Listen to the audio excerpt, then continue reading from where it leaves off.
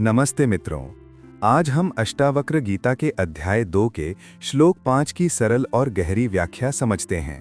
तंतु मात्रो भवेद् देवः पटो यद्वद विचारतः आत्मतन मात्र में वेदम तद्वद विश्वम विचारितम।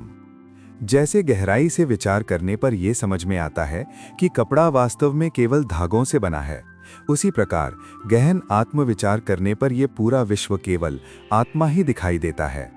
मित्रों, इस श्लोक में महर्षि अष्टावक्र बहुत सुंदर उदाहरण देते हैं। जब हम किसी कपड़े को देखते हैं तो हमें वो एक कपड़ा दिखाई देता है, लेकिन यदि हम गहराई से सोचें तो समझ आता है कि कपड़ा अलग से कोई वस्तु नहीं है, वो केवल धागों का समूह है। धागों के बिना कपड़ा अस्तित्व में नहीं रह सकता। ठीक इसी प्रकार ये संसार जो हमें अलग अलग रूपों में दिखाई देता है, पेड़, मनुष्य, घर, आकाश, शरीर, मन, असल में अलग अलग वस्तुएं नहीं हैं।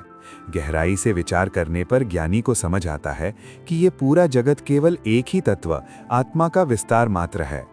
हम अज्ञान के कारण संसार को अलग अलग रूपों में देखते हैं, परंतु ज्ञान की दृष्टि से सब कुछ एक ही चेतना है।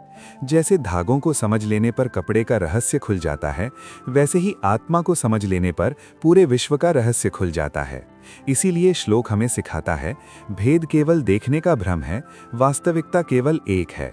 वो एकमात्र सत्य है, आत्मा। यदि हम इस भाव को अपनी जीवन में उतार लें तो क्रोध कम होगा, अहंकार घटेगा, दूसरों से द्वेष मिटेगा, भीतर शांति उत्पन्न होगी, क्योंकि तब हम हर व्यक्ति और हर वस्तु में उसी एक आत्मा को देखने लगेंगे। ये श्लोक हमें अद्वैत दृष्टि सिखाता है कि बाहर दिखने वाली विविधता के पीछे एक ही सत्य छिपा है, सारा संसार आत्मा ही है। धन्यवाद मित्रों।